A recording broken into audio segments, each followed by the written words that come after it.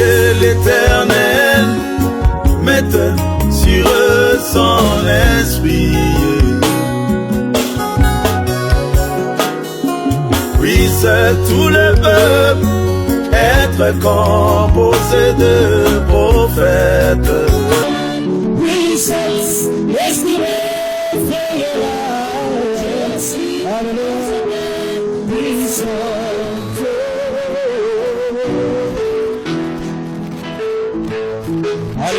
merci Seigneur. Même si mon père m'abandonne, mon me laisse, mon sauveur ne m'abandonnera jamais. Il prend soin de moi. Est-ce qu'il prend soin de toi? Le Saint-Esprit est à moi. Oh, le Saint-Esprit est. Chantons-lui dans sa main, dans sa main. Puissance, l'Esprit m'effrayera. Je suis dans sa main. Nous chantons-lui dans sa main. Puissance, l'Esprit m'effrayera. Alléluia. Je suis dans sa main. Nous chantons-lui dans sa main. L'Esprit m'effrayera. Je suis dans sa main. Puissance.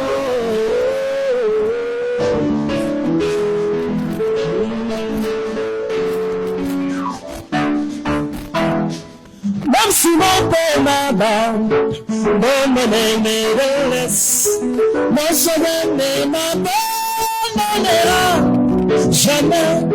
Il prend soin de moi. Le Saint-Esprit est le chanteur de sa main, de sa main, puissance, l'Esprit m'effrayera. Je suis dans sa main, le chanteur de sa main. Alléluia. Je suis dans sa main,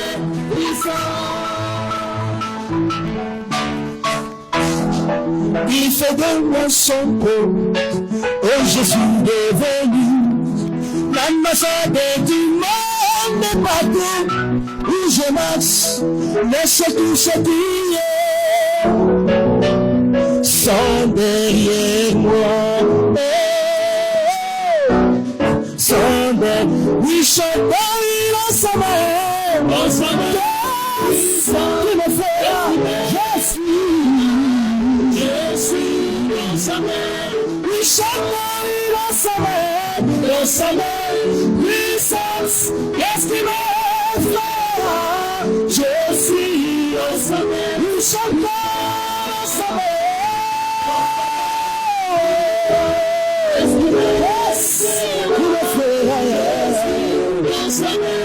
We shall in a puissance, estimée, je suis le chemin, puissant. Acclamons pour le Seigneur. Fumani Yesu pekao pemele, Fumani Yesu pekao pemele. Ni bashi pa mulobo, mama kubandi basu mulobo. Utabale jalabo subhana pamilo. Yesu wala sami wala mina minda. Ira pe Yesu lele wasa ira lele oh Yesu wasa.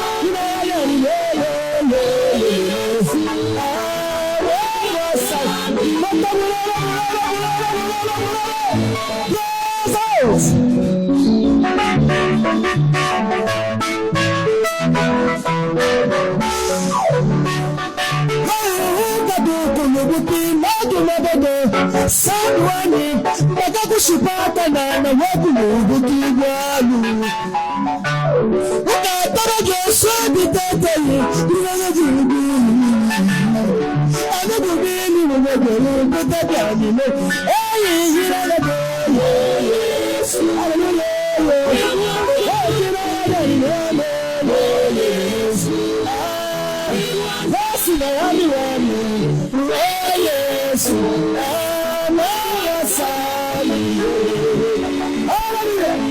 Merci Seigneur.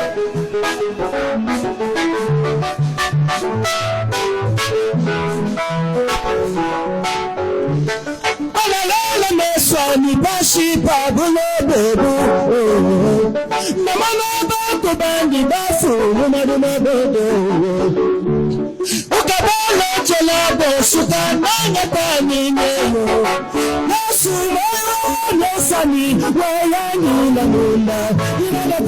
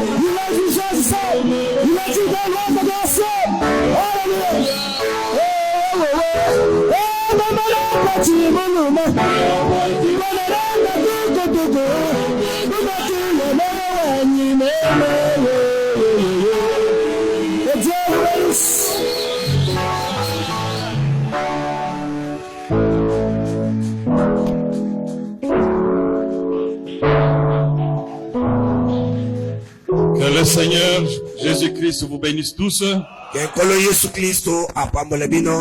Je suis très content d'être avec vous ce soir. Je remercie particulièrement le révérend pasteur Clément Boa pour avoir vraiment pensé à me programmer parmi les 3 prédicateurs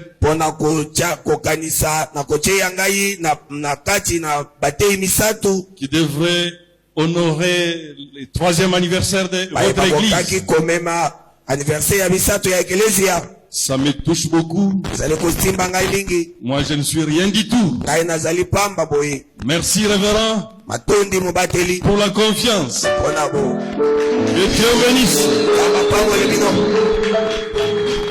Je profite aussi pour transmettre les salutations du pasteur Robert Ndaye de Paris.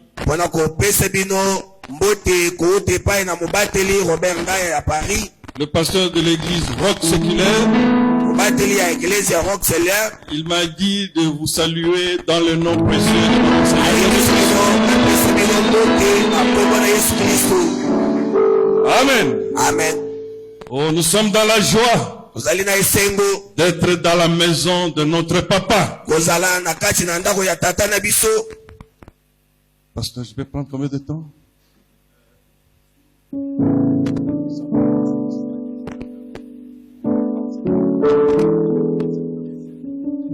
Merci beaucoup, révérend.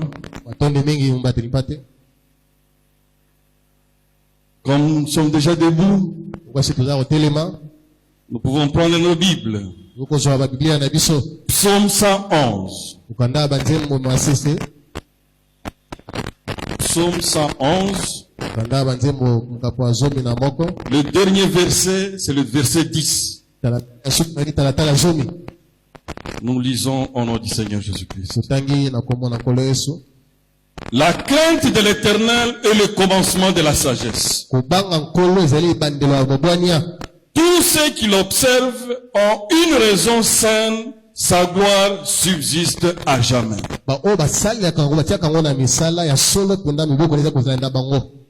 Prions le Seigneur. Tobondeli longo. Dieu, notre Père céleste, Nzambe tata na biso na lola. nous sommes vraiment dans ta présence, Seigneur. Toye na bozalisi na yo kolo. Qui peut parler à ton peuple Nana ko koloba na libota na yo. si ce n'est que toi, Seigneur? Sokaka yo mo côté. Écarte-nous maintenant du chemin. Longola biso na nzela. Amène-nous dans ta présence, Seigneur. Na biso na bozalisi na yo kolo. Que toi seul tu puisses descendre et parler à chacun de nous. Wo moko kita polo bala moko na biso. Ton peuple n'a pas quitté la maison pour venir écouter un homme, Seigneur. Libota le longo banda ko tipola ko ko moto. Moi aussi, Ngai pe. j'ai besoin d'entendre ta voix, Père. Na posa ko ka mongongo na yo kolo. Descends, Seigneur. Kita kolo. Ouais, moi. Pakola ngai. Ouais, mon interprète. Pakola molimo na ngai. Ouais, aussi l'assemblée, Seigneur. Pakola pe eklesa mobimba. Amène-nous maintenant dans ta présence. Na biso sika na bozalisi na yo. Pour que nous ne puissions pas quitter cet endroit Koto lo sika yo te. tel que nous sommes entrés. Nenge biso to poti. Car nous te le demandons. Koto sengi yo yango. Parle-nous que nous recevons toutes choses. Na kongo tuzoka biloko nyonso. Le nom de toi, notre Seigneur, Kongo na yo kolo et Seigneur Jésus-Christ. Kongo biksi Yesu Kristo. Amen. Amen. Veuillez vous asseoir. Oui kovanda. Mais ne fermez pas encore la Bible. Bokanga na Biblia na bino te. Nous passons directement à Proverbes. Toleki mamona mokanda masese. C'est juste après Psaume, le livre suivant, c'est Proverbes. Ezali buku e mokando elandi mokanda ya bazembo. Nous prenons Proverbes, chapitre 8, verset 13. Uzi mokanda ya masese mokapo ya mwambe. La crainte de l'Éternel, c'est la haine du mal. Kobanga nkolo ezali koyina mabe. L'arrogance et l'orgueil, la voix du mal et la bouche perverse, voilà ce que je hais. Nzela mabe kongo na kono makamia ngonde onga na yini. Proverbe 10, Mokanda ya masese mokapo ya zomi. verset 27. Talata tumbale na sambo.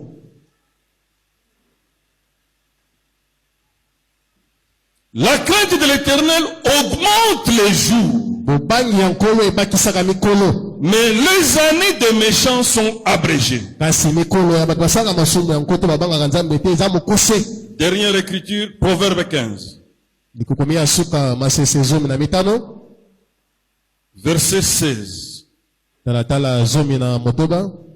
Mieux vaut paix avec la crainte de l'Éternel Esengeli kutu malamu ezala na moke na kobanga nkolo. qu'un grand trésor avec les troubles. Na esika ozala biloko ebele bozwi kasi na kati ya mobulu. Amen. Amen. À partir de toutes ces écritures, Na kotanga makomi oyo alors, j'ai un petit sujet naza lite ya mwa moke. que j'ai intitulé Oyo ngai na bengi yango. Qu'est-ce que la crainte de l'Éternel? Nini eloko babengi kobanga nkolo? Amen. Amen. Qu'est-ce que la crainte de l'Éternel? Kobanga nzambe ezali nini? Ah, ça paraît simple. Ezomona na eloko mwa ya pamba. Et on va voir jusqu'à la fin si ça serait simple. Tokotasi na soko yango kozala pete. Amen. Amen. D'après les dictionnaires bibliques, Na kotala mokanda ya balingoli. la crainte est l'attitude du croyant devant Dieu, Kobanga ezali lolenge kozala mokristo liboso ya nzambe. faite de respect et de soumission. Esalami na botosi mpe na komikitisa. La crainte de l'Éternel se caractérise par l'obéissance totale à Dieu, Kobanga nkolo ekotalisami na ndenge ya kovanda malamu liboso na nkolo. le respect et la soumission à la parole de Dieu. Botosi mpe komema liboso loba ya nzambe. Amen. Amen. Nous lisons Tokotanga le prophète dans le respect. mosako na lite balingi botosi. Juste pour appuyer cela. Kaka mpona kondimisa likomi tokoti kotanga. Le respect prêché le 15 octobre 1961 à Jeffersonville. Eteyami na mboka ya Jeffersonville. Paragraphe 46, 47, 48. Molongo kotanga tukumine na motoba kino tukumine na mwambe. Dans Ecclésiaste chapitre 12 au verset 13, ça c'est le prophète qui dit, Na mokanet liasi na mokapo ya zomi na moko nkonda lobi. il est écrit ceci. Ekomami boye. Écoutons la fin du discours. Toyoka maloba ya solo. Crains Dieu Banga nzambe et observe ses commandements. pe memia mibeko na ye. Cela c'est que doit tout homme. Yango nde esengeli moto nyonso asala. 47. Tukumine na La sako. conclusion de tout ce qui a été dit, c'est de craindre Dieu. Suka ya maloba na nyonso loba ezali kobanga nzambe. Et vous ne pouvez pas avoir du respect tant que vous n'avez pas de la crainte. Oki kozala botosi te soki ozangi bobangi. Vous devez avoir la crainte de Dieu. Salomon dans le proverbe a dit aussi la crainte de l'Éternel est le commencement de la sagesse.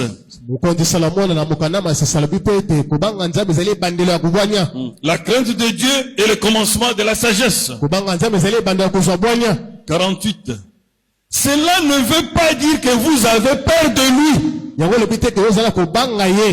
Il faut faire la différence entre la peur et la crainte. La crainte est accompagnée du respect. Mais on peut avoir peur d'un bandit qui peut venir avec son arme. Mais ici nous parlons de la crainte de l'Éternel. Mais cela signifie que vous lui accordez le respect et la révérence. Et lorsque vous respectez Dieu, alors vous craignez Dieu. Vous craignez de lui déplaire en quelque chose. Vous craignez de faire quelque chose de faux. Vous ne voudriez pas le faire. Amen. Amen. Ah, ça c'est le prophète qui l'a dit. Mais l'homme naturel, il a plus la crainte des choses qui peuvent tuer ce corps facilement que même la crainte de Dieu. Alors que Dieu, lui, il est capable de tuer et ton corps, ton âme et ton esprit. Mais souvent nous avons plus la crainte des choses qui peuvent tuer ce corps ici. Par exemple, ce soir ici, tu es allé voir ton médecin. Il t'a dit tu as un cas qui demande une opération qui demande $10,000 par exemple. Quand tu vas rentrer de là, tu vas te casser en 1000 morceaux pour réunir $10,000. Pourquoi? Juste pour sauver ce corps. N'est-ce pas ça? Même si tu le fais, tu vas seulement retarder la mort seulement. Tu vas retarder seulement la mort. Ça va seulement avoir un peu de retard. Malgré tout ce que nous pouvons faire pour sauver ce corps, il finira par mourir. Alors pour avoir le bénéfice de tout, nous devons commencer par la crainte de l'Éternel. Qui va faire que l'âme sera sauvée. Et puis tu vas recevoir le baptême du Saint-Esprit. Et la guérison sera automatique. Amen. Amen. Alors, il y a quelque chose qui avait attiré mon attention en 1993. Dans la ville de Kinshasa, il y avait eu pillage. Alors, tous les dépôts et magasins dans le centre-ville étaient pillés. Mais un seul endroit, on n'avait pas pillé. Vous savez ce qu'est l'endroit? C'était à l'INRB. Pourquoi? Le patron de l'INRB avait eu seulement une pensée. Il avait écrit dehors Keba Sida. Aucun voleur n'est rentré. Est-ce que vous pouvez comprendre? Ils avaient peur, c'est du sida. Partout ils sont entrés. L'unique parcelle qui était restée. Parce que le chef avait seulement compris que si j'écris ici Keba Sida, personne ne va entrer ici. Amen. Amen. Vous voyez combien nous donnons l'importance pour ceux qui peuvent tuer ce corps. On est très attentif. Par la crainte d'un virus. Ou d'un microbe. Aujourd'hui, qu'on déclare seulement il y a une épidémie dans la ville de Kinshasa.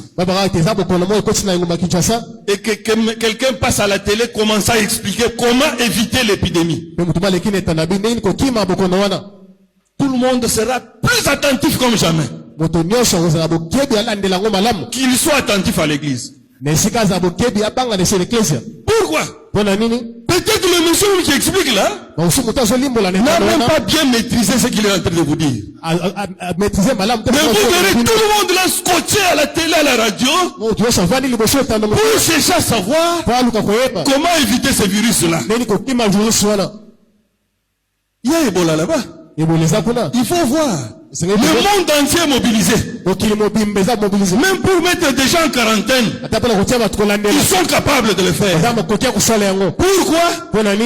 Pour la crainte de la mort physique ici. Vous voyez combien? Les gens ont peur de la mort physique. Oh! Dieu a dit, nous devons avoir la crainte de l'Éternel. Quand on a la crainte de l'Éternel, on a Dieu avec vous. Vous avez le Saint-Esprit avec vous. Et la parole qui dit que 1000 tombent à gauche, que 1000 tombent à droite. Dieu est avec toi. Pourquoi? Parce que nous ne sommes pas comme tout le monde. Nous sommes la race élue. L'épouse du Seigneur Jésus-Christ. Nous ne devons pas penser que nous sommes comme tout le monde qui passe sur la route. Amen. Amen.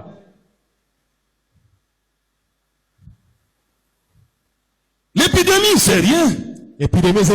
Si nous avions vraiment la crainte de l'Éternel comme nous avons la crainte des maladies, je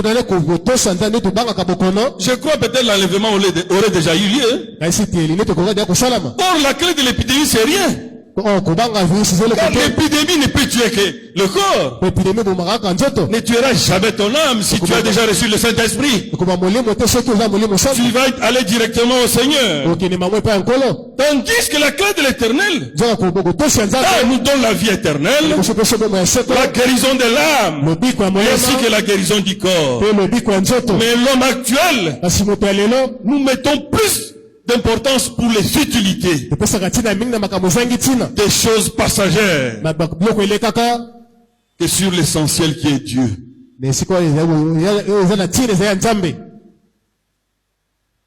Ce qui est encore grave, l'homme a plus la crainte d'un autre homme plus que Dieu. Il préfère être hypocrite avec Dieu et respecter l'homme qui n'a même pas une capacité de faire quoi que ce soit pour lui. Il préfère être hypocrite avec Dieu.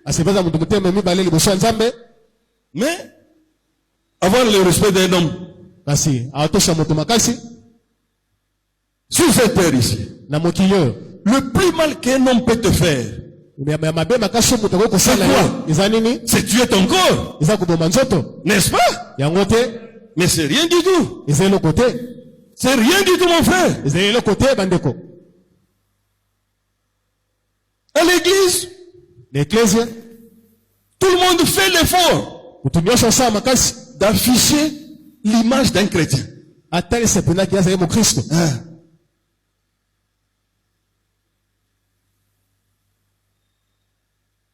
Quand on est avec les frères et les sœurs, même avec le pasteur, tout le monde fait voir qu'il est chrétien.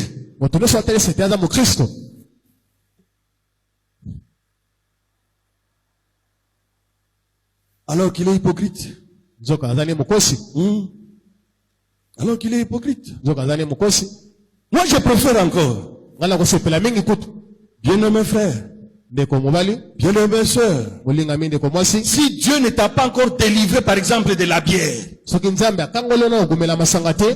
ou de la cigarette, quand tu vois le pasteur venir chez toi, prends ta bière comme d'habitude, prends ta cigarette comme d'habitude, même devant le frère en Christ ou les sœurs en Christ, ils vont comprendre que tu as encore une faiblesse pour laquelle chacun, quand il va rentrer, il va s'agenouiller pour toi et Dieu va te délivrer. Mais quand toi tu vois le frère, tu vois un bien-aimé le pasteur, tu prends ta bière, tu commences à mettre sous la table.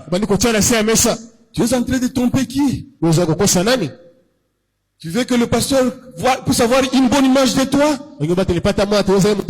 C'est une bonne chose. Est-ce que Dieu a la même image de toi? Qu'est-ce qui compte devant toi? Qu'est-ce qui compte vraiment? Que le pasteur puisse avoir une bonne image de toi, d'hypocrite? Ou bien que Dieu puisse avoir une bonne image de toi? Amen. Amen. Parce que l'église n'est pas là pour former les hypocrites. Non. L'église n'a pas la mission de former les hypocrites. Parce que le Seigneur Jésus lui-même a dit, vous qui êtes chargés et fatigués. Chargés de quoi? De fardeaux, de péché. Tu ne veux plus, tu es déjà en toi, tu ne veux vraiment arrêter de boire la boisson. Tu dois arrêter d'être coureur de jupons. Tu dois arrêter la prostitution. Tu sens que tu n'en peux plus. Tu es fatigué de cela. Alors Jésus te dit, venez à moi avec vos lourds fardeaux. Moi Dieu, je vais vous donner mon joug qui est léger, qui est le baptême du Saint-Esprit. Amen. C'est ça le message de William Branham. Parce qu'il avait un ami qui était fumeur. Quand il lui a prêché, il l'a amené à Christ. Il est allé le baptiser. Après le baptême, son ami voulait faire semblant comme s'il ne pouvait pas fumer. Le prophète lui a dit, non, sors la cigarette, allume cela et fume tranquillement mon frère. Mais je te dis une chose, un jour tu vas arrêter de fumer. Amen. C'est ça. C'est la sincérité avec Dieu peut amener la délivrance. Et après quelques jours, les temps sont passés. Ils étaient des amis, ce que le prophète dit. Certainement ils se voyaient plusieurs fois. Et son ami continuait à fumer. Mais un jour, son ami lui dit, Frère Branham, je ne peux plus fumer. Je suis incapable de fumer. C'est l'unique fois où le prophète William Branham est allé dans un kiosque, acheter un paquet de cigarettes et donner à son ami. Et quand son ami a pris ça, il a brisé cela. Et le prophète a dit, je t'avais dit, Dieu allait te délivrer. Amen. C'est cette religion que nous avons besoin. On n'a pas besoin de remplir l'église des hypocrites. Parce que l'hypocrite, tu es en train de creuser ta tombe pour aller en enfer. À quoi sert à un homme de gagner le monde entier et de perdre son âme? Amen. Un jour, je connais un frère. Il fumait. Et puis il a vu un grand frère qui venait. Et quand il a vu le grand frère, il pensait que tout le monde ne savait pas qu'il fumait. Vous savez ce qu'il a fait? Il a pris la cigarette, ça a été, il l'a mis dans la poche. Pensant quoi? Que le grand frère allait seulement les saluer et passer. Oh, le grand frère avait déjà vu. Ah, le grand frère, au lieu de partir, il a commencé à multiplier un peu la causerie. Est-ce que vous pouvez imaginer ce qui était dans sa poche? Vous voyez? À quoi sert d'être hypocrite? Nous devons étaler nos faiblesses à Jésus. Parce que vous savez, la victoire du péché vient quand nous le dénonçons. Le péché là perd sa force le jour que tu t'agenouilles et que tu le dénonces. Parce que dans la confession, il y a une puissance qui va te donner la victoire sur ce péché. C'est ça l'évangile. Amen.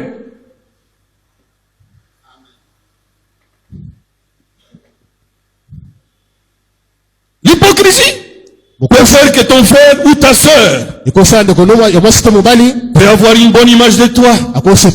Est-ce que Dieu a la même image de toi? Ne craignons pas nos voisins et autres. Ce qui compte, c'est toi avec ton Dieu. Amen. Amen. Amen. Aujourd'hui, les gens ont plus même peur de leurs églises qu'ils ont la crainte de l'Éternel. Jusqu'à poser des actes qui sont contraires à la parole de Dieu. À cause de l'opinion de ton église. Qui vous a dit que Dieu va enlever une église? Non. Parce que le prophète a dit, dans chaque rassemblement, il y a 3 sortes de croyants. Alors qu'est-ce qu'il vous dit que Dieu, votre église, la même Dieu le connaît? Dieu traite avec chacun de nous individuellement. C'est toi qui vas au ciel. Ce n'est pas votre église. Dans ce chemin-là, c'est seul. La seule. Amen. Amen. Parce que l'église restera sur la terre. Dieu va enlever ses enfants. Quel enfant qui ont la crainte de l'Éternel? Aujourd'hui, les églises, c'est terrible. Surtout même dans les messages. On est très loin de la parole, mes frères. La politique est entrée dans les églises. Comme du temps du Sahédrin. Du Sahédrin. Le Sahédrin, c'est quoi? C'est le gouvernement juif qui dirigeait le temple. Ce gouvernement-là, un jour, ils ont pris un décret ou une décision. Celui qui va suivre Jésus sera excommunié. Alors, je vais vous montrer comment la peur du Sahédrin, les parents de l'aveugle-né, étaient incapables de témoigner que Dieu avait ouvert les yeux de leur fils. Tout ça pourquoi? Par la crainte du Sahédrin. Mais qui es-tu toi pour continuer à bloquer les fils et les filles de Dieu? Dieu lui-même a créé les hommes comme des agents moraux libres. Vous n'avez pas le droit de continuer à bloquer la liberté des enfants de Dieu. C'est dans Jean 9, 19 à 21. Les parents de l'aveugle-né. Les scribes ou les pharisiens là sont venus. Est-ce que l'enfant là qui est né aveugle, c'est votre enfant? Oui, c'est notre enfant. Mais il se peut que c'est Jésus qui l'a ouvert les yeux. C'est que même les Sahédrins étaient au courant que c'est Jésus qui l'avait ouvert les yeux. Lisez là la réponse des parents. Non, il a de l'âge. Il a de l'âge. Il peut parler de ce qui le concerne. C'est quoi ça? C'est la crainte du Sahédrin. Parce que même les Sahédrins étaient au courant que Jésus avait prié pour lui. Alors comment les parents pouvaient avoir honte ou peur du Sahédrin? Pour témoigner la gloire de Dieu. Ce qui est encore très grave. Vaut mieux encore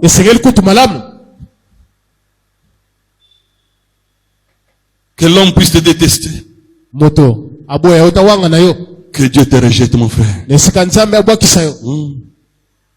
Aujourd'hui, c'est grave.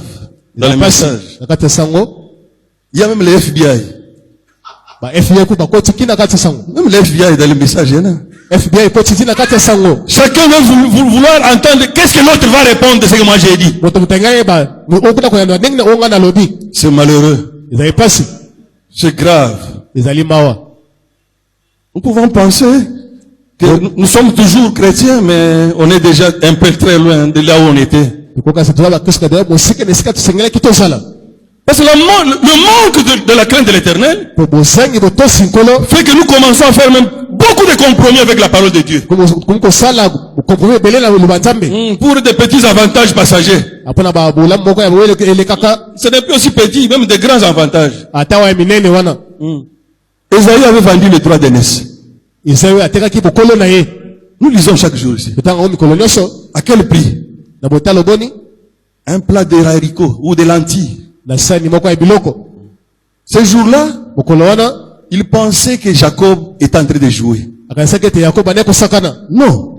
Jacob ne jouait pas. Il y a un jour, il était très sérieux ce jour-là. Parce qu'il savait que c'était l'occasion à ne pas rater. Comme Ésaü était un chrétien qui ne pouvait pas supporter un peu de tribulation, un peu de faim, et il a vendu son droit d'aînesse très moins cher. Mais le jour, oh, c'était terrible. Vous savez, Dieu est terrible. Il est exceptionnel. Il est au-dessus de toutes choses. Quand il a son plan, rien ne peut faillir. Dieu a regardé. Isaac, c'est écrit dans la Bible. Aimait Esaü plus que Jacob. Mais Dieu avait un plan pour Jacob. Alors Dieu a regardé. Pour que les plans puissent marcher, oh, il faut qu'Isaac commence à être aveugle d'abord. Amen. C'est Dieu qui avait rendu Isaac aveugle. Parce que Dieu avait le plan. Il fallait que la bénédiction soit pour Jacob. Amen. Lisez quand Jacob est en train de s'approcher avec les mains. Isaac dit, les bras, ce sont les bras d'Ésaü. Mais la voix, c'est la voix de Jacob. Qu'est-ce qui s'est passé là-bas? C'était Dieu en train d'accomplir la parole de Dieu. Amen. Voilà. Quand il est revenu de la chasse, il a fait les mains rapidement. Il est allé voir son père. Oh, réveille-toi, Isaac, mélange. Pour que tu puisses me bénir. Et Isaac n'a pas eu froid aux yeux. Oh, mon fils Ésaü, je dois te dire la vérité. Tu seras assujetti. Tu seras assujetti de Jacob. Et il a crié, tu n'es pas resté, tu avais qu'une seule bénédiction. Et Isaac lui a dit, il n'y en avait pas deux. Toi tu seras sous les ordres de Jacob. Malgré qu'il avait crié, rien ne pouvait changer. Mais ça avait commencé comme quelque chose de simple. Un plat d'al de lentilles. Amen. C'est pour cela moi je dis à nos enfants qui sont à l'université, je préfère encore que tu reprennes l'année, ma fille, que tu reprennes l'année, le frère. Parce que à quoi servira de vendre ton droit d'aînesse que tu ne seras plus récupéré à un professeur païen qui peut abuser de toi? Reprends l'année, étudie, et Dieu te donnera la victoire. Si tu es sincère, tu es capable d'éliminer ce professeur-là. Amen. Ne vivez jamais en dessous de vos privilèges. N'acceptez jamais de vendre votre droit d'aînesse. Car quand vous le vendez, ça peut être la plus grosse erreur de ta vie. Parce qu'il n'y a pas un endroit où Esaïe a encore récupéré ça. Amen.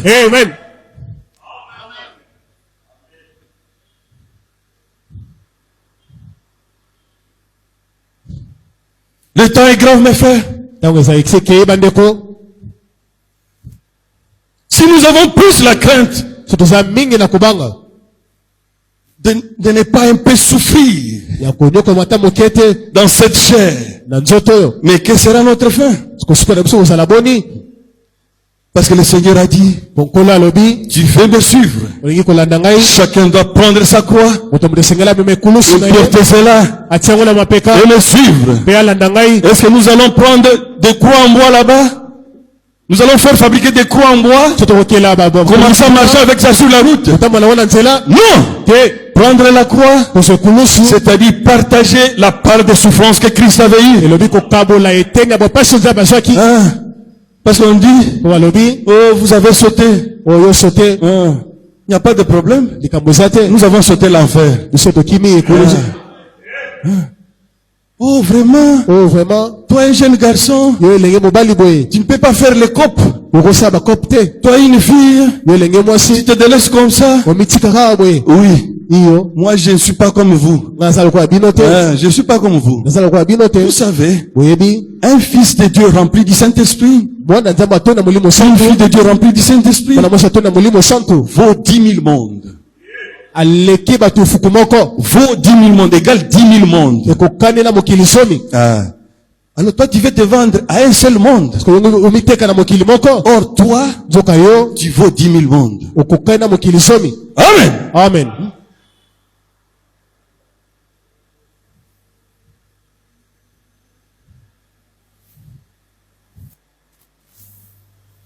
Le prophète a donné un exemple d'une femme qui a compris cette écriture. Je ne sais pas si je peux lire. C'est un peu long, mais vous connaissez l'histoire. La femme de cet ivrogne là-bas, c'est que les 3 ivrognes étaient dans un bar, en train de parler. Est-ce qu'on peut encore trouver une fille vierge? Tout ça ne va plus. Les gens que nous croyons qui prient, ils font des choses terribles en cachette comme nous. D'ailleurs, moi j'ai vu mon ami là, il est diacre dans telle église, mais il faisait comme moi. Alors à quoi sert de prier? Tout c'est rien. Il n'y a plus des églises, il n'y a plus de bons chrétiens. Alors de Soulard, il a dit c'est vrai. Moi je connais une chrétienne. Oh non, laisse-le. Quoi? Il dit moi, ma femme, je suis sûr, c'est une chrétienne à 100%. C'est dans question-réponse. C'est mieux qu'on lise ça. Ça va vraiment nous aider. Vous allez voir, c'est une femme américaine par-dessus. Et l'homme a dit, vous voulez prouver qu'on puisse tester ma femme? Allons chez moi. Vous allez voir que moi j'ai vraiment une chrétienne.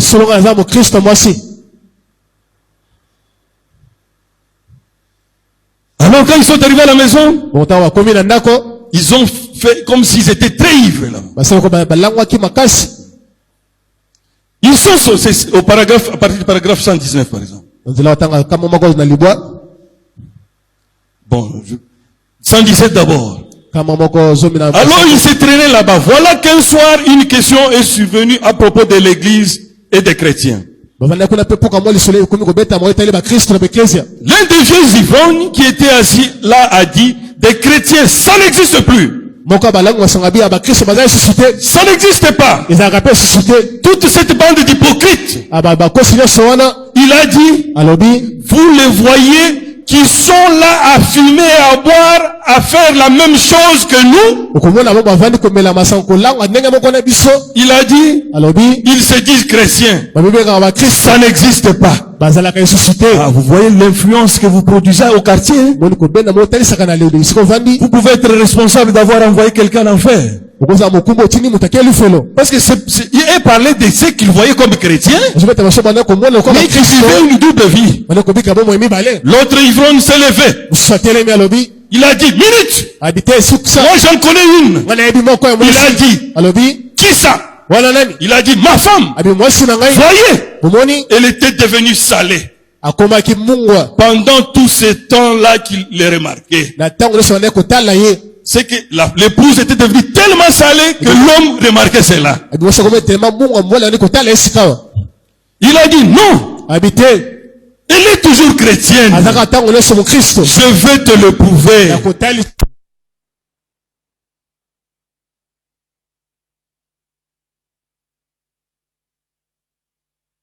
Si elle est chrétienne là-bas, montons à la maison. Et là, soyons vraiment libres. Nous allons faire semblant d'être vraiment libres. Il a frappé à la porte. Il est en train de dire, personne tout sur le passage. Oh, c'est merveilleux. Et quand il est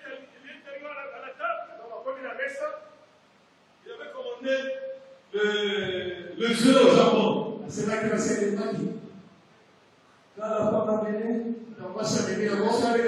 Comme ça, beaucoup travaillé dans la cuisine. Peut-être s'est blessé en coupant l'oignon. Peut-être elle a mis tout son savoir. Il n'a même pas goûté, c'est un coup de pied directement. Oh, la femme a dit, je peux encore refaire. Et lui a dit, ils sont sortis et se sont assis là. Elle est venue, elle a dit, chérie, je suis désolé de ne pas avoir préparé comme il faut. Je vais t'en préparer d'autres. Oh, foutaise. Tu le savais bien que ce n'est pas comme ça que je le voulais. Ils faisaient des histoires à n'en plus finir. Ils sont allés un peu plus loin, ils se sont assis. Ils faisaient semblant d'être ivres. Oh, ah, c'est terrible. Ils faisaient semblant d'être ivres. Ils l'ont entendu. Il était là qui sanglotait un peu en chantant tout bas. Jésus doit-il porter sa croix tout seul? Tout seul. Et le reste du monde vivre dans l'insouciance. Il y a une croix pour chacun. Il y a une croix pour moi. Je porterai cette croix consacrée jusqu'à ce que la mort me libère. L'un d'entre a regardé. Il a dit, c'est une chrétienne. Elle a ce qu'il faut. Et cette petite femme-là a conduit son mari et tous les autres à Christ. Amen. Amen. C'est ça porter la croix. Si elle n'avait pas porté la croix, est-ce qu'ils allaient donner leur vie à Christ? Elle n'a pas prêché, mais la vie a prêché plus que la prédication. Amen. Amen. La crainte de l'Éternel, c'est celle qui nous donne la vie éternelle. Pas de compromis possible avec la parole de Dieu. Dieu dit, ne craignez pas ce qui peut tuer seulement le corps, mais ayez la crainte de Dieu, car il peut tuer le corps, l'esprit et l'âme. Souvent, nous voulons que notre entourage puisse nous considérer en nous comportant mal comme eux. Même en se me conduisant. Tu es au travail, ton patron est païen. Il fait ça sciemment parce qu'il sait que tu es chrétien. Il décide d'offrir le vin à tout le monde là. Toi tu es chrétien. Tu dois montrer ta couleur. Vous savez, le diable profite quand nous hésitons encore. Mais ce qui est grave, aujourd'hui, les enfants du diable, avant ils se cachaient. Est-ce qu'on pouvait voir les homosexuels partout comme ça? Est-ce que les magiciens pouvaient passer faire la campagne à la télévision comme on voit maintenant? Ils n'ont pas honte. Mais nous avons honte. Pourquoi? Si tu vois encore que tu as encore honte de dire ce que tu es, c'est que tu dois vérifier. Peut-être le Saint-Esprit n'est pas encore là. Parce qu'ils savent, ils n'ont même pas de doute qu'ils vont aller où? Ils vont aller en enfer. Et ils sont fiers de l'étaler publiquement comme ça. Mais nous qui avons la promesse de la vie éternelle, il n'y a qu'une seule vie éternelle. Alors pourquoi on peut avoir honte? N'ayez jamais honte pour montrer votre position. D'autres même, ils veulent vous donner la cigarette pour fumer. Ou te payer même une prostituée. Il y en a des gens comme ça. Parce que souvent les gens des diables, Il est capable de te donner l'argent, mais il est capable de t'acheter la bière, même payer une prostituée pour toi. Tu penses qu'il t'aime? Non, il y a un esprit qui entoure les gens qui vont en enfer. Il pense qu'en amenant beaucoup, il se console. C'est comme un examen en classe. Si tout le monde a eu 0 sur 10, au lieu de pleurer tous, tous sont contents. C'est grave. C'est grave. Est-ce que c'est normal? Tout ça c'est quoi? On pense partager les chèques. Un chrétien doit manifester sa position. Et puis Dieu n'a pas créé qu'on crée des groupes là. Même si on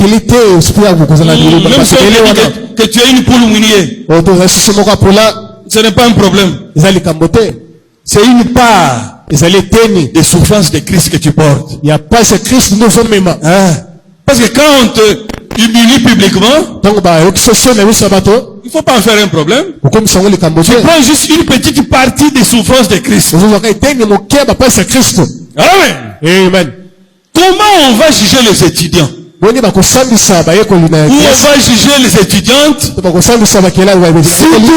toi aussi un chrétien, tu passes des classes par branchement. Ou par point sexuellement transmissible. Parce que vous savez, quand la parole de Dieu dit que nous jugerons le monde, ce n'est pas en l'air. C'est là où la génération entre en action. Parce que Dieu jugera les étudiants avec toi étudiant qui est resté correct. Parce qu'ils vont dire, oh Seigneur, à l'université là, pour passer tout le monde c'était comme ça, il fallait être branché. Mais Dieu dira, mais vous aviez Joseph, il n'a jamais été avec vous dans le branchement. Et là toi Joseph tu seras là à côté, pour leur condamnation maintenant. C'est ce qui veut dire, nous jugerons le monde. Et comment on jugera les avocats? Si toi aussi un frère avocat, tu es dans les magouilles comme tous les avocats. Tu es un frère médecin, il s'enrichit aussi en avortant les filles. C'est grave. Parce que Dieu a fait quoi? Pourquoi Dieu a dit ça? Dans chaque couche sociale, Dieu a semé un témoin qui sera le jugement pour chaque catégorie sociale. C'est pour cela un chrétien a un double rôle dans la vie. Faites attention. Ta vie doit influencer dans le bon pour attirer ceux qui ne connaissent pas Jésus-Christ. Tu dois avoir une vie irréprochable qui fera que tu sois salé comme cette femme que nous avons venue d'entendre, qui a changé la vie de son mari. Alors, si les personnes voient néanmoins la vraie vie de Dieu en toi, néanmoins la rejettent sciemment, là maintenant tu deviens leur témoin de jugement. Amen. Amen. Même les commerçants. Vous devenez malhonnête. Parce que pour gagner beaucoup, il faut être malhonnête. Mais comment on va juger les commerçants maintenant? Il faut qu'il y ait un commerçant chrétien que Dieu va présenter comme spécimen de la même génération avec toi. Peut-être qu'il te prêchait même. Parce que Dieu ne peut pas condamner quelqu'un sans l'avoir averti. Amen. Amen.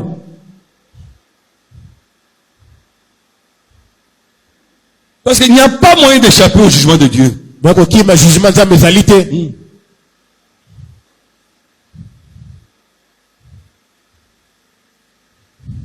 chrétien n'a pas besoin d'être emporté dans les clics ou des mouvements. Non. Dieu traite avec nous individuellement. Et Dieu condamne l'esprit des groupes depuis très longtemps. Oh, nous sommes de Paul. Nous sommes d'Apollos. Et Paul a dit, Qui de Paul ou d'Apollos a payé les prix pour voir la croix? Qui de Paul et d'Apollos a payé les prix pour voir la croix? Mais c'est ce que nous voyons dans les messages ici. Vous connaissez combien il y a d'équipes maintenant? Notre unique et seul modèle, c'est le Seigneur Jésus-Christ.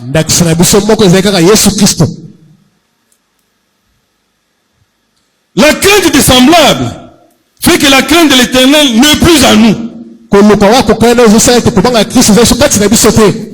l'on commence à parler et juger les autres sans même se retrouver.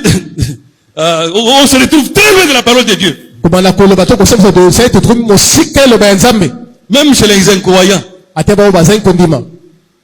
Vous savez maintenant, dans le message aujourd'hui, ce sont des cartels. Les gens ont formé des cartels. Là, ça va encore. Mais ce qui est encore très grave, chaque cartel en train de parler du mal de l'autre, pensant qu'ils ont l'indulgence éternelle, qu'ils ne sont pas en train de pécher. Si tout cas quelqu'un de l'autre cartel est tombé, il faut voir comment tout le monde est sur les réseaux sociaux. Ça c'est grave. Si tu entends que ton frère est tombé, ta soeur est tombée, et que dans ton cœur, tu sens que tu as la joie, ta place est à l'autel, monsieur. Ta place est à l'autel, ma soeur. Ça c'est quel corps? Nous sommes l'épouse du Seigneur Jésus-Christ. Le bras ici est cassé, le bras gauche est cassé, et le bras droit est en train de se régir. Est-ce que c'est normal? Est-ce que cette personne est capable de marcher sur la route? On va l'attraper, on l'emmène au seul pépé, c'est que sa tête ne marche pas bien. Amen. Amen. Qui vous dit même que votre cartel là, Dieu connaît?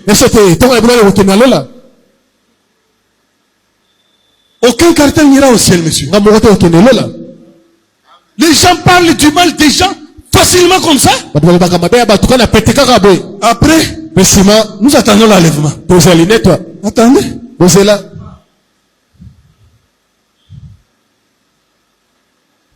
La crainte de l'Éternel, on nous va faire que nous allons appliquer ce que la parole de Dieu nous dit. C'est Jésus qui a dit. Comment tu peux dire que tu aimes Dieu que tu ne vois pas? Incapable d'aimer ton frère que tu vois, ou incapable d'aimer ton prochain. J'ai lu dans les dictionnaires publics. Qu'est-ce qu'il vient le mot prochain? Prochain, ce n'est pas ton ami. C'est comme un voisin qui est juste à côté de toi. Il peut être aussi ton ennemi. Amen. Amen. Parce que Jésus a dit, si tu salues seulement la personne que tu connais, que tu aimes, qu'est-ce que tu as fait de spécial? Parce que tous les païens là, c'est ça qu'ils font. Or, un chrétien, il est au-dessus de cet homme-là. C'est un super homme qui doit aimer la personne qui est capable de le tuer à la première occasion. C'est ça un vrai chrétien. Amen. Amen.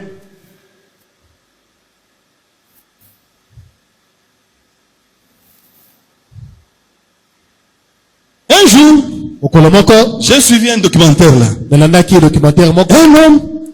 a inventé une caméra.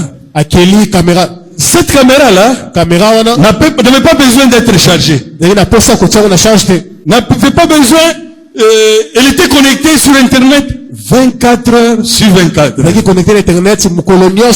Alors, ça m'a attiré. J'ai regardé. Alors, le monsieur dit, pour ne pas faire de bêtises, pour ne pas tomber à faire des choses qui sont mauvaises, il a mis cette caméra-là sur lui, en train de filmer sa vie 24 heures sur 24 heures. Diffusé aussi 24 heures sur 24 heures en ligne. Ah, j'ai compris. c'est que le monsieur voulait avoir une sanctification fabriquée. Parce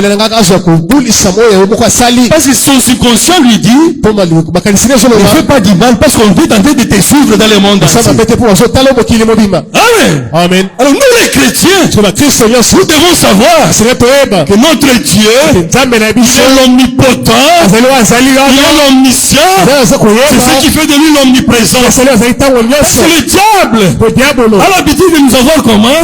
Tu sais, si tu es très loin, le pasteur est loin. Oh, d'ailleurs, il n'y a aucun frère ici. Tu es en voyage d'ailleurs. Tu peux faire un peu de vie, hein? Parce que personne ne va te voir. J'ai une réponse. Dis au diable, c'est vrai. Mon pasteur n'est pas ici. Non, aucun frère n'est pas ici. Aucune sœur n'est pas ici. Et je suis certain d'une chose. Je sais avec Dieu. Il est avec moi. Au nom de Jésus-Christ. Si tu vois Satan, il partira. Amen. Amen. Parce que lui, il est têtu. Aussi longtemps qu'il reviendra, toi aussi il faut le chasser. Jusqu'à ce qu'il va comprendre que tu connais ta position. Parce que la parole de Dieu dit, résistez au diable et il fuira loin de vous. Amen. Amen. On n'a pas besoin de la sainteté fabriquée. Non. N'oubliez jamais que tu as les anges avec toi partout où tu es. Amen. Amen.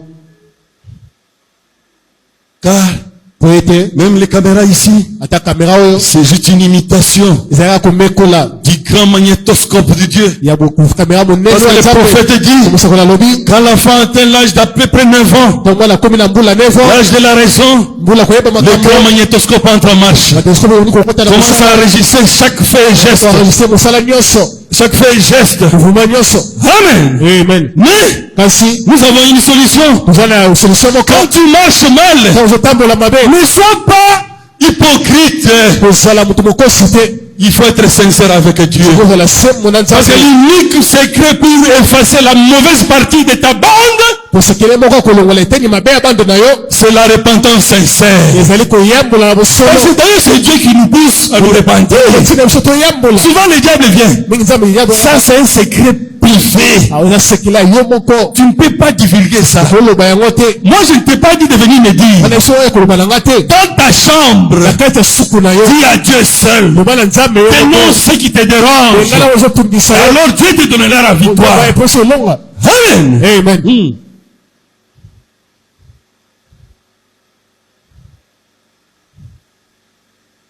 Parce que si tu continues à garder ce secret qui est déjà infecté, c'est pour t'amener en enfer. Parce qu'il faut être sincère. C'est ce qui était fait ce jour-là avec le sacrificateur Josué. Il avait péché. Le diable a vu. Il est allé vite accuser chez Dieu. Alors avant qu'il arrive, Jésus avait déjà arrangé. Quand il a accusé Josué chez Dieu, Dieu lui dit, je ne vois rien. Parce que Dieu, il est illimité. Moi, si tu me demandes pardon, je vais te pardonner. Je ne peux pas oublier. Mais Dieu, il a la capacité. Quand tu demandes pardon sincèrement, il coupe la partie mauvaise de la bande. Il jette dans la mer de l'oubli. Et tu entres en communion avec ton Dieu. La différence d'un chrétien avec un païen, avec un chrétien, quand il tombe, il ne reste pas couché. Il doit serrer les fesses. Et continuer la marche avec Dieu. Allons avec Dieu. Amen. Amen. Parce que même Abraham, quand Dieu devrait écrire sa vie, il a dit qu'il n'a pas douté. Mais quand nous lisons bien la Bible, Abraham avait peu douté. Parce qu'il a dit à Dieu, oh, c'est Eliezer qui sera mon héritier. Ça, tu n'as pas douté ça? Mais quand Dieu devait écrire, c'est que Dieu avait déjà enlevé ce morceau. Il a dit, Abraham n'a point douté. Oh, c'est merveilleux, n'est-ce pas? D'avoir un Dieu comme Jésus. Car il est là. Et c'est lui qui nous pousse même à demander pardon. Tout ce que tu ne veux pas demander pardon là, lui, il connaît. Nous pouvons tromper tout le monde. Tu ne pourras jamais tromper Dieu et toi-même. Amen. Amen.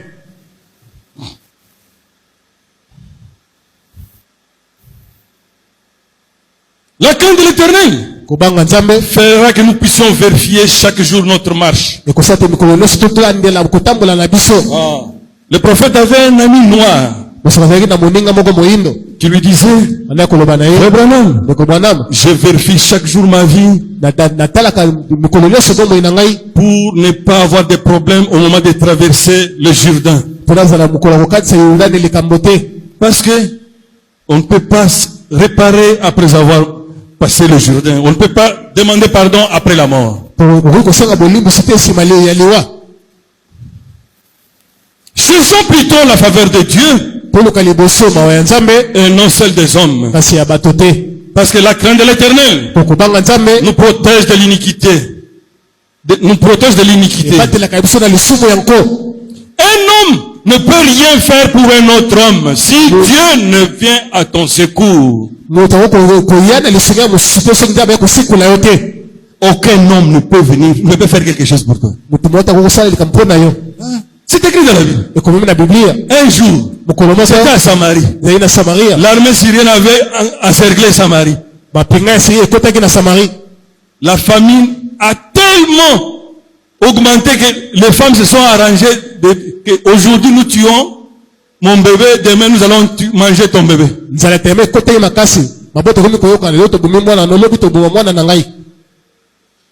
Ils ont fait ça. La première a donné son bébé. Quand l'autre devait donner son bébé, elle a caché son bébé. Alors la femme là est allée voir le roi. Oh, viens mon secours, mon roi. Elle a expliqué la chose au roi. Le roi là, c'est le numéro 1 de la ville ou du pays. C'est lui qui avait dit, si Dieu ne vient à ton secours, personne ne peut venir à ton secours. C'est 2 Rois 6, 25 à 27.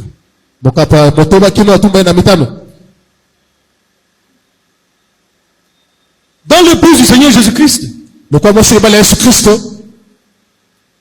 il y a 3 sortes de croyants. Des croyants, des semi-croyants, et puis des incrédules. Et ça fait partie intégrante, même nous les prédicateurs, parce que nous sommes dans l'épouse. Alors pourquoi je dis ça? Ton frère n'est pas ton modèle. Parce que quand toi tu dois vérifier ta vie, ne la compare pas avec la vie de ta voisine, ou la vie de ton voisin ou de ton ami. Parce que quand tu compares ta vie à celle de ton ami, ton subconscient te dit, là moi je le dépasse un peu. Là moi je le dépasse un peu. C'est bien de dire tu le dépasses un peu. Qui t'a dit qu'elle va au ciel? Pour que tu puisses la prendre comme modèle. Vous voyez? L'unique modèle c'est le Seigneur Jésus-Christ. Quand chaque jour tu compares ta vie avec la vie de Christ, Dieu va te montrer que ici tu n'as pas encore marché bien. Et chaque jour tu vas commencer à t'améliorer. Amen. Amen. On ne vient pas à l'église pour écouter la prédication pour ton mari. Quand tu rentres à la maison, tu as entendu. Toi tu étais venu pour entendre pour ton mari. Ou bien ma femme, tu as entendu comment on va prêcher. Ça c'est grave. Tu viens à l'église pour entendre pour la personne d'autre. C'est grave mon frère. Ne venez pas à l'église pour plaire à quelqu'un. Non, on n'a pas ouvert un club ici. Non, pour plaire à ton mari, pour plaire à ta femme. Si tu étais venu comme ça aujourd'hui, c'est une bonne chose. Je vais te dire, nous devons venir à l'église par révélation. Chaque jour, en quittant la maison, tu dis à Dieu, je veux que tu puisses me parler ce qui me concerne sur ma vie, sur ma marche sur cette terre. Amen. Amen.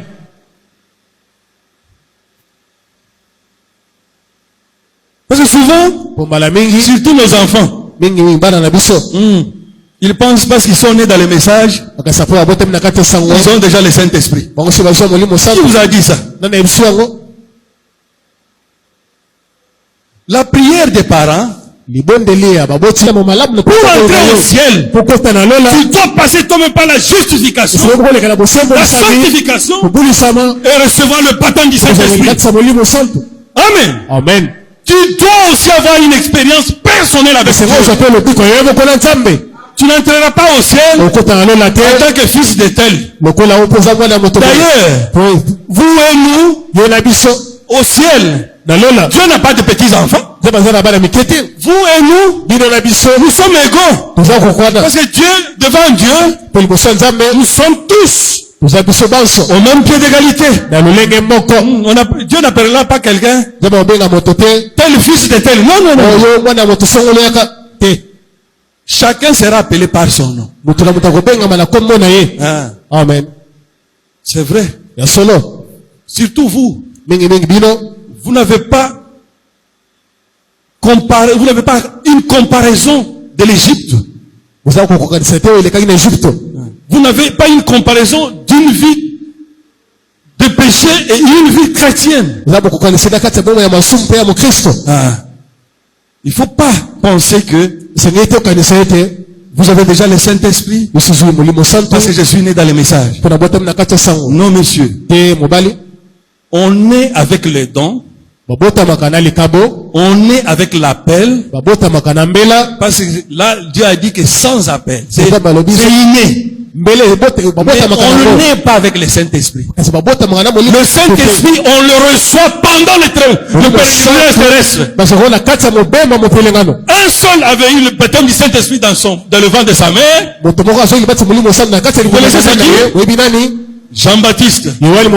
Le prophète a dit, quand Marie s'est présentée devant Élisabeth, quand la première fois le nom de Jésus a été prononcé par les lèvres humaines, ça avait joué deux rôles. Ça a ressuscité Jean-Baptiste. Et Jean-Baptiste était baptisé du Saint-Esprit. Et quand il était né, à 9 ans, il est allé en brousse. Et il est revenu prêcher pour préparer la voie que le Seigneur Jésus-Christ. Et le Saint-Esprit a quitté Jean-Baptiste le jour qu'il avait baptisé le Seigneur Jésus-Christ. La portion du Saint-Esprit était en lui. A quitté Jean-Baptiste parce que la plénitude devait tabernacler dans Jésus-Christ. Amen. Amen. C'est pour cela quand il est allé en prison, il ne pouvait plus voir. Il a envoyé les disciples. Est-ce que c'est lui? Nous devons nous encore attendre l'autre? Parce que la portion du Saint-Esprit était déjà retournée à l'autre. Amen. Amen. Oh, c'est merveilleux, n'est-ce pas?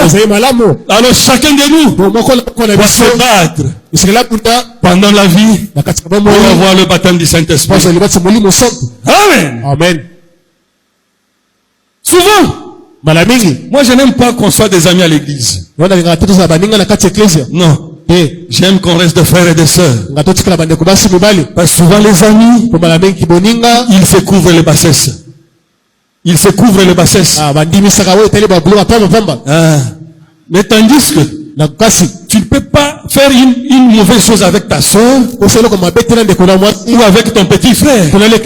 Mais avec les amis, il y a même des causeries un peu légères. Mais c'est pour cela, moi, et ça c'est ma pensée, j'aime qu'on soit des frères et des sœurs. Parce que quand tu aimes tellement ton frère, tu aimes tellement ta soeur, que tu n'as pas besoin que tu puisses le perdre un jour. Tu seras toujours dans l'obligation de lui dire la vérité. Même si ça peut être difficile.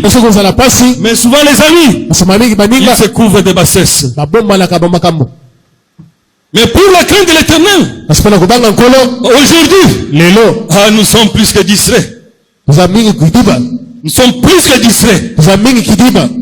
Emportés par de mauvaises choses ou habitudes que Satan a mis en nous.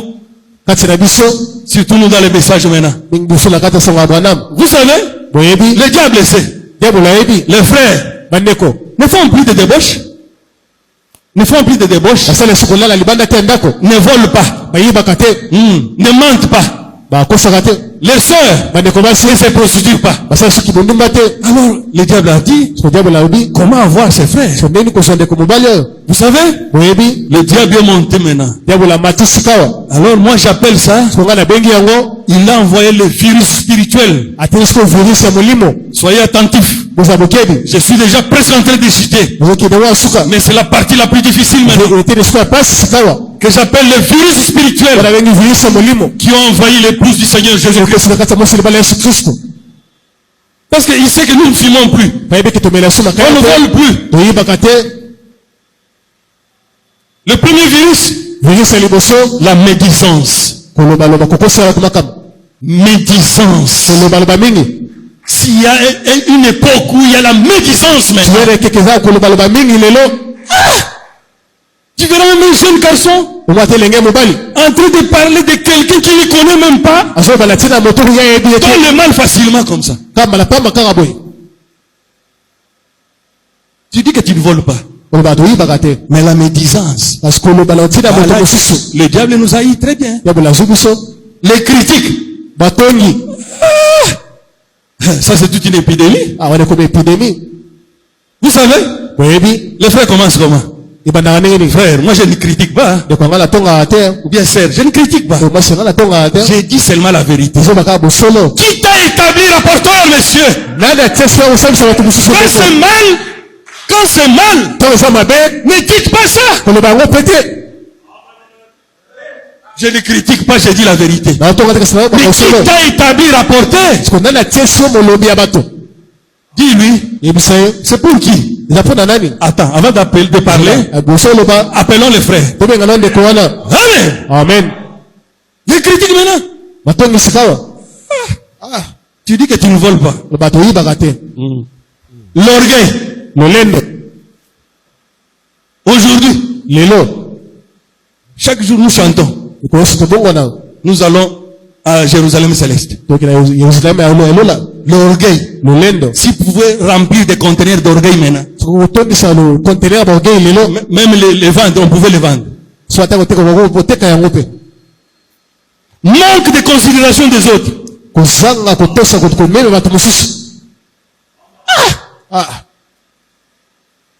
On ne se respecte même plus. Et puis on pense qu'on est dans le plus du Seigneur Jésus-Christ. Est-ce que vous avez déjà essayé d'imaginer l'épouse du Seigneur Jésus, c'est quoi? C'est une personne. Est-ce que tu peux dire que le petit doigt gauche ici n'est pas important par rapport au petit doigt droit? Manque de considération des autres.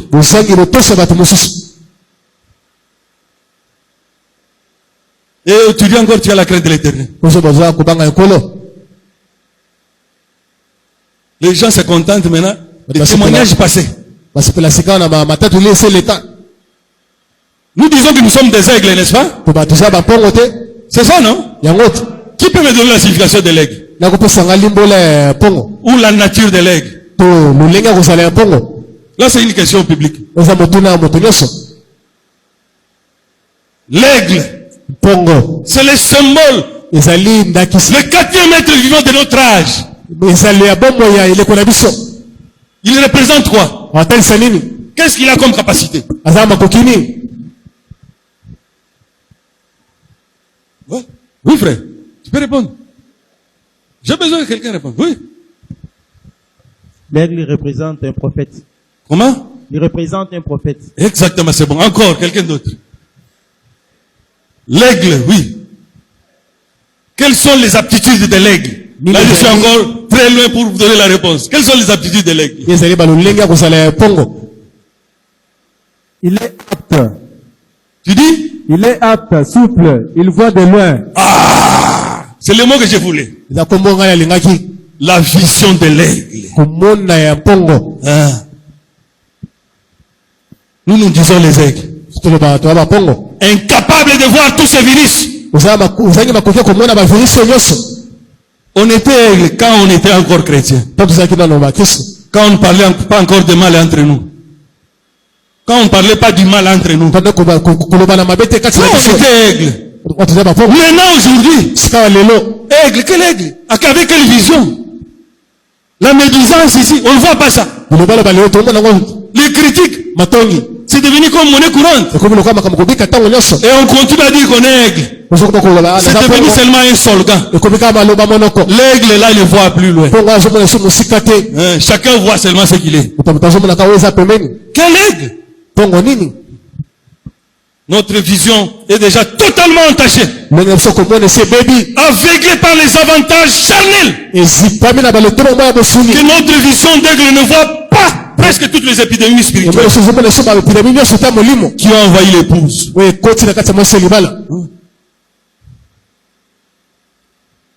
Qui est le 4e être vivant. Pourquoi l'aigle dans cet âge? Parce que la vision de l'aigle détecte le mal de loin.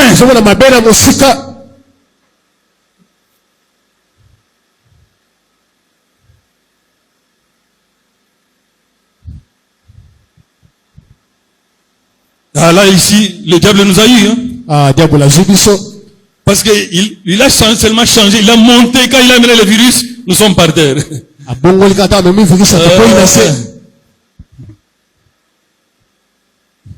Souvent, quand il y a la médisance, l'orgueil,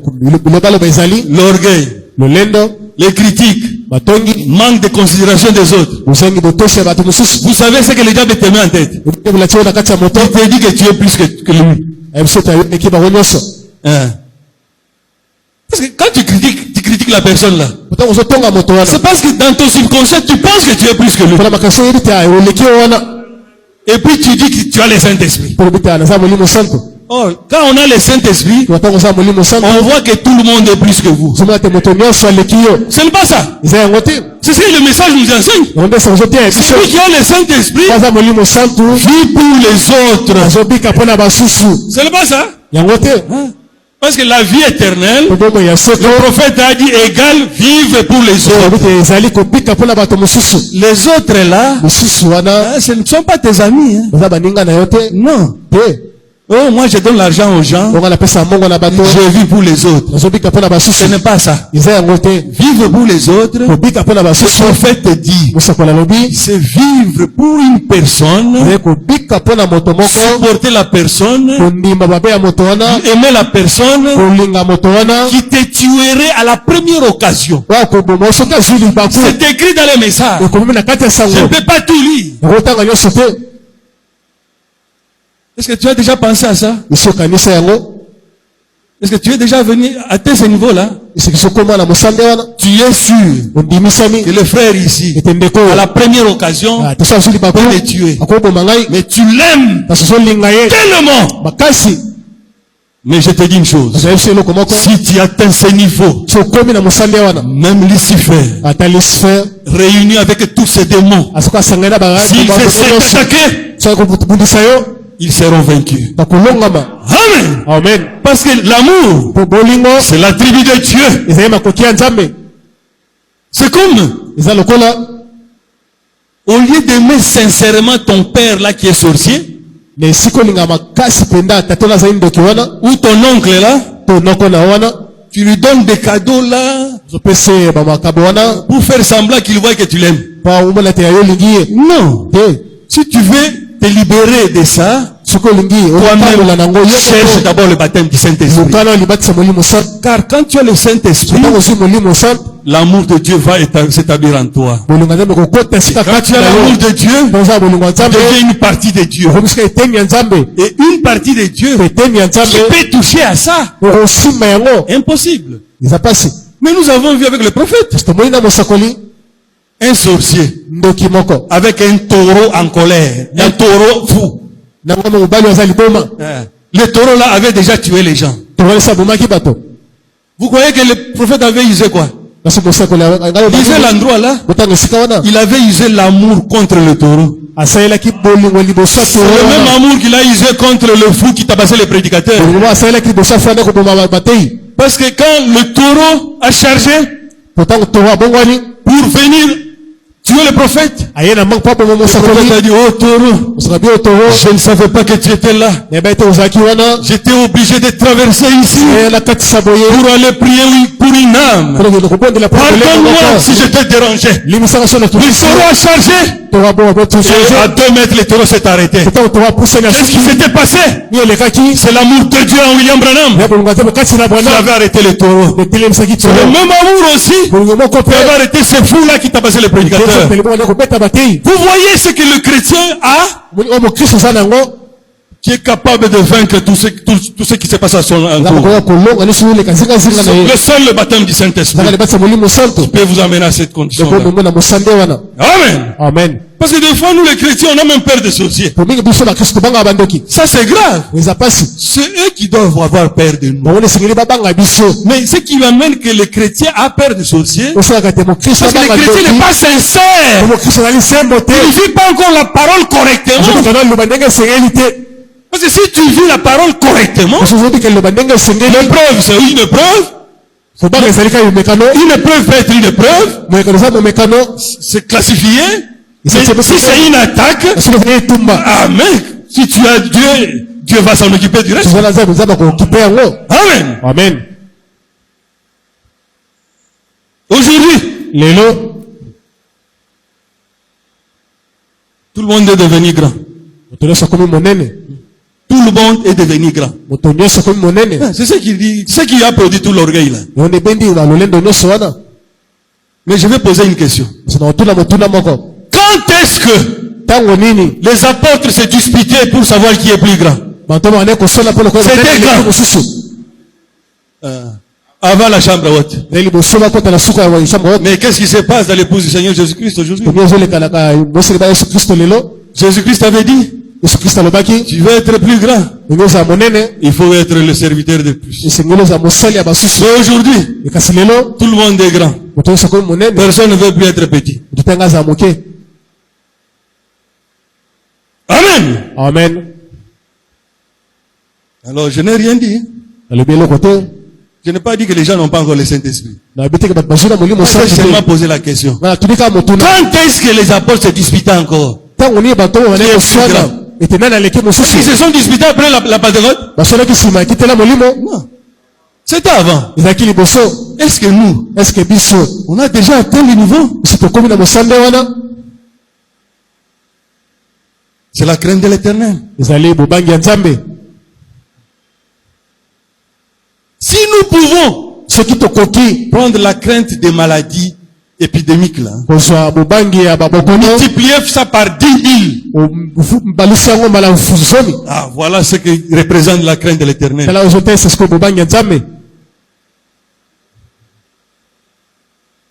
Aujourd'hui, on est prêt à condamner comme jamais.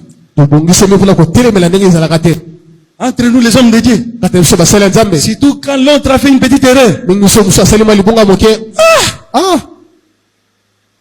Personne ne fait l'effort même de sortir l'autre. Quel modèle nous avons? Mais moi je vais donner un modèle. Je vais donner un modèle. Jean. C'est Jésus avec la femme pécheresse.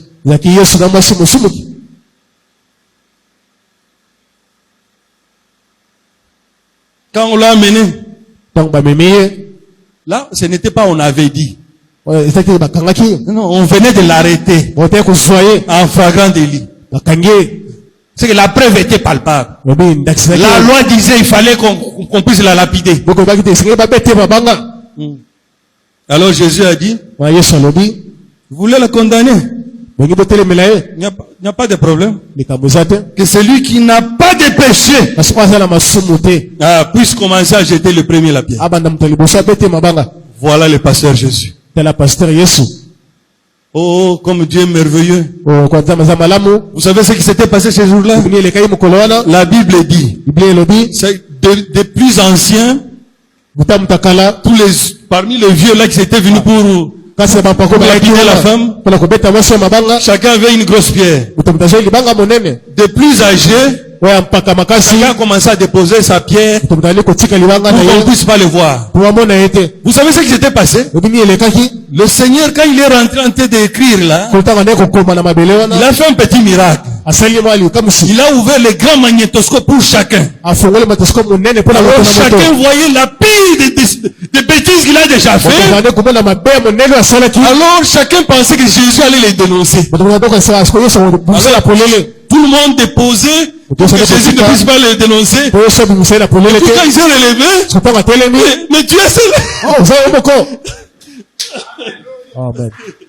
C'est merveilleux. Acclamons le Seigneur. Il n'y a pas plus intelligent que Dieu. Il n'y a pas plus intelligent que Dieu. Ils étaient là en colère. Voulaient vraiment la lapider. Mais Jésus a regardé. Attends maintenant. Que celui qui n'a pas encore péché puisse jeter le premier. Alors pourquoi tu condamnes ton frère? Alors ce jour-là, Jésus a ouvert les grands magnétoscopes. Chacun a vu. Ce jour-là, si la peur risque de changer de camp. On peut prendre sa place. Amen. Amen. C'est l'amour qui peut sauver ton frère. Et le prophète dit, cette femme n'a plus péché. Même la Bible dit, elle n'a plus péché. Jésus lui a dit, va. Moi aussi, je ne te condamne pas. Mais ne pêche plus. Amen. Amen. Aujourd'hui, mes frères, nous n'avons plus la crainte de l'Éternel comme avant. Nous nous comportons avec légèreté. Pensant comme si Dieu a vieilli. Non, Dieu ne vieillit pas. Hébreux 13:8 nous dit, il est le même hier, aujourd'hui, éternellement. Amen. Amen.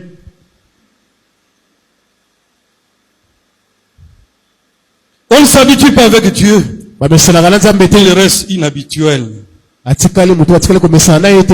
Tout ça, le diable met les troubles dans notre camp parce qu'il sait que nous sommes toujours des chrétiens de bouche. Les chrétiens de bouche. Tu te dis toujours chrétien. Mais la crainte de l'Éternel n'est pas là. La Bible nous dit, comment tu peux aimer Dieu que tu ne vois pas et capable d'aimer ton prochain. La mission de l'Église, c'est de prier les uns pour les autres, pas de condamner les uns pour les autres. Amen. Amen. Moi j'ai une petite devise que je donne. Quand tu es devant une situation de crise, mais bonne ou mauvaise, je veux, avant que tu puisses poser l'acte, pose-toi une petite question. Jésus à ma place, qu'est-ce qu'il ferait? Amen. Amen. Quelle que soit la situation, même si tu es tout près de tomber, pense à Jésus. Tu dis, Jésus à ma place, qu'est-ce qu'il ferait? Est-ce que Jésus peut commencer à critiquer? Non. Tu ne peux même pas t'imaginer que Jésus est en train de critiquer. Ou Jésus dans la médisance. Ou Jésus dans les péchés. Non. C'est ça le tableau de bord. Le tableau de bord. Même si tu te fâches comment? Je suis à ma place. Devant cette situation. Devant cette opposition. Quelle serait sa réaction? Ne sois pas pressé. Il y aura une douce voix. Il y a une douce voix qui va te dire ce qu'il faut faire. Amen. Amen. Même si on te gifle. Mais parce qu'il a dit, si on te gifle ici, donne l'autre. Parce que souvent les gens disent, on m'a humilié. On m'a humilié. Est-ce que toi on peut t'humilier plus que Jésus? Non. Jésus était un homme à 33 ans. Il avait ses petits frères et ses petites sœurs. Ses brebis étaient là. Et on l'a cloué nu à la croix pour toi. Le prophète a dit, ce ne sont pas les clous romains qui ont tué Jésus.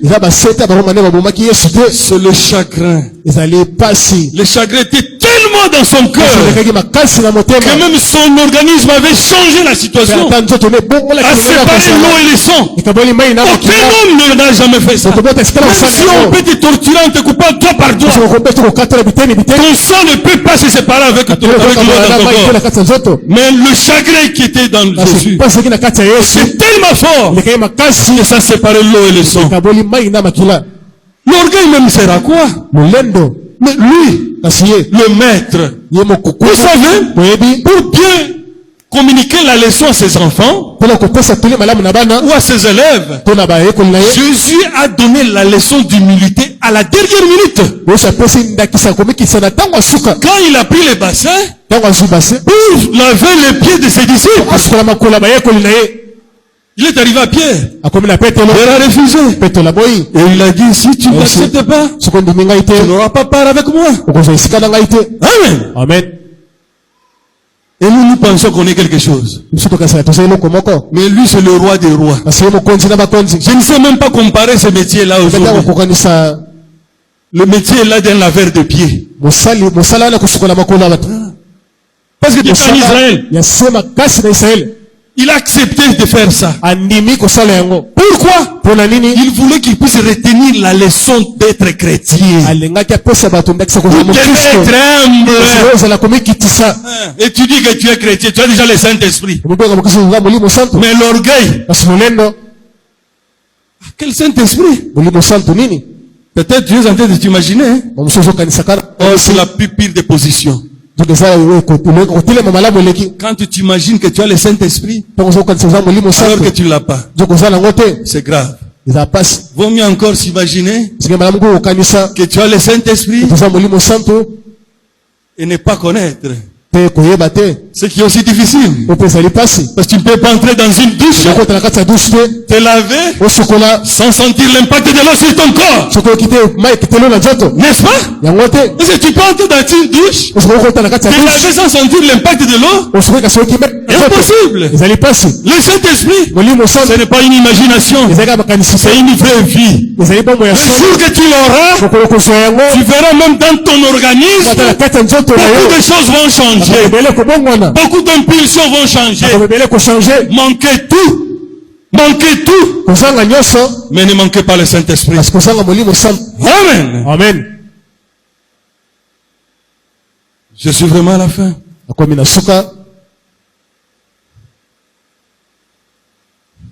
Nous sommes l'épouse du Seigneur Jésus-Christ. C'est comme le jeu de puzzle. Chacun a un rôle. Parce que si une pièce manque, l'épouse est incomplète. Parce que l'époux est prêt. L'époux est prêt. C'est l'épouse qui traîne. Mais sachez, l'époux sera prêt bientôt. Parce que l'incrédulité n'arrête pas Dieu. L'incrédulité arrête l'incrédule. Alors nous devons vérifier maintenant notre marche chaque jour. Parce que le prophète a dit, à un moment donné de la vie, vous verrez comme si le message commence à perdre sa force. C'est ce que nous sommes en train de vivre maintenant. Voyez ce qui se passe dans les réseaux sociaux. Ça, on a l'impression que le message est en train de perdre sa force. Trop d'alerte. Trop des choses qui ne sont pas bonnes. Je veux vous dire une chose. Ne pensez pas que le diable va nous donner un temps de répit pour nous consacrer avant l'enlèvement. Surtout dans les réseaux sociaux. Vous savez que quand on lance ça, beaucoup de gens tombent des hommes. Frère, comment vous allez arranger? Vous écrivez un mensonge, vous envoyez sur Facebook.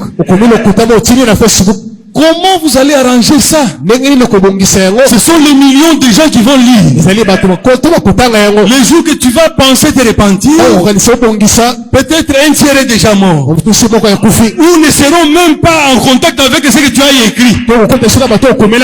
Comment vous pouvez jouer avec votre vie? La vie éternelle, elle est précieuse. Il ne faut jamais l'hypothéquer pour n'importe quoi. Il y aura toujours les fake news qui sortent. Tel est tombé. Et les gens sont même contents d'écrire ça. Quel corps! Et tu penses que tu es en route pour aller au ciel. Frère, détrompe-toi. Tu es en train seulement de penser à distraire l'épouse. Et aujourd'hui, l'épouse est avertie. Ils savent que chacun est en train de se préparer pour aller dans l'enlèvement. Ne regardez plus aux agitations de l'ennemi. Amen. Amen.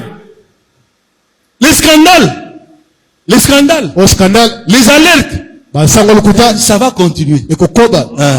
C'est pourquoi? C'est pour continuer à distraire l'épouse. Parce que vous savez, aujourd'hui, les diables ne peuvent plus dire, comme il avait dit à Jésus, pourquoi vous êtes venu avant les temps? Non. Le diable sait que maintenant, là, son temps est fini. Il est en train de profiter de la distraction de l'épouse pour gagner quelques prolongations. Mais tu risques d'être celui qui est en train de jouer le mauvais rôle. Un seul conseil, soyons comme ces jeunes cyclistes-là. Il y avait un examen de cyclistes.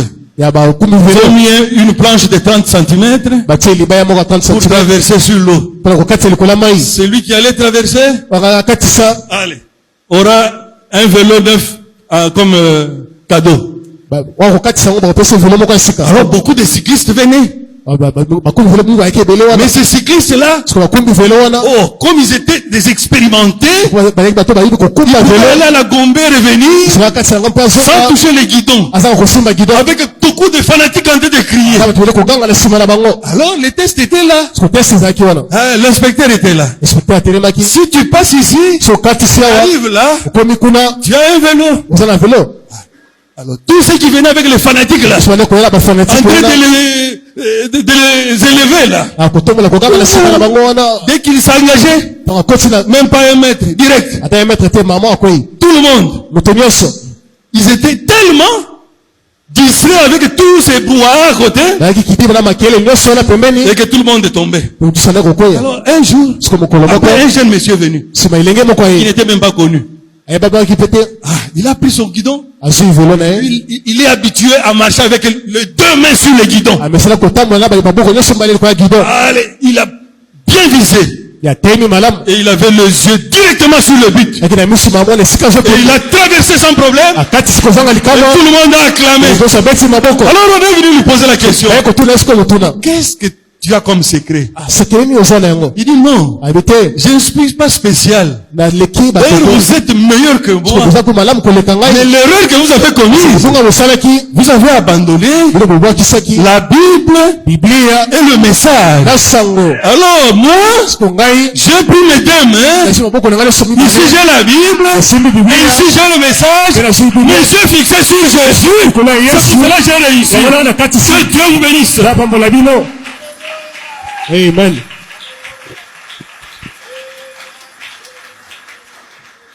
Je vais lire quand même une citation pour paraphraser et terminer ma prédication. Pona kondimisa kuvanisa malamu liteya na ngai.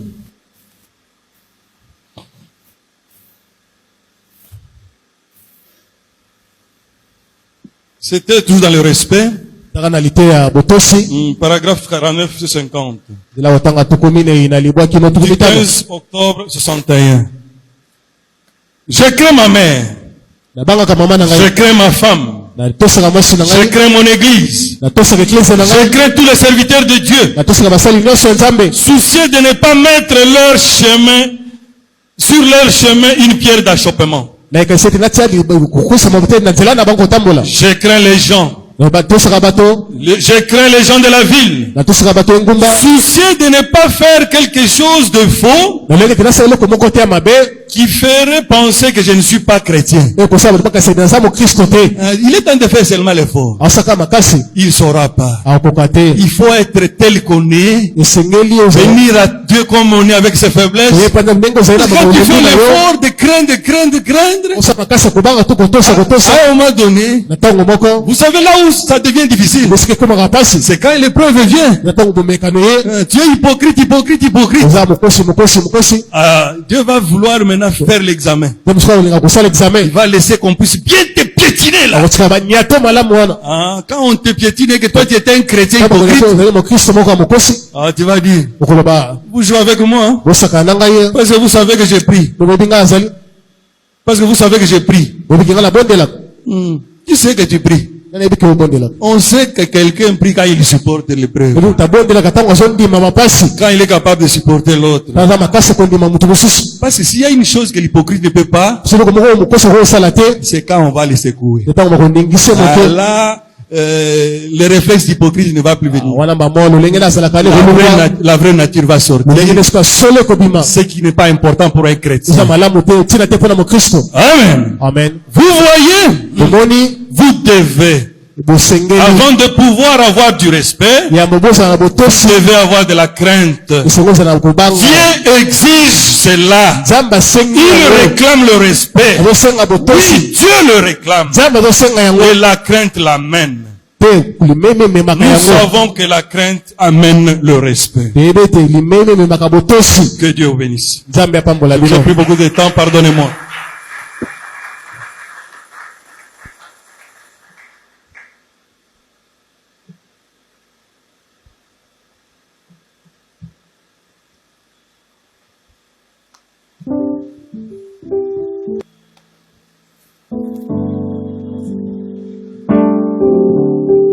Acclamons le Seigneur Jésus. Merveilleux, merveilleux. Sur son esprit, laisse-les péchés.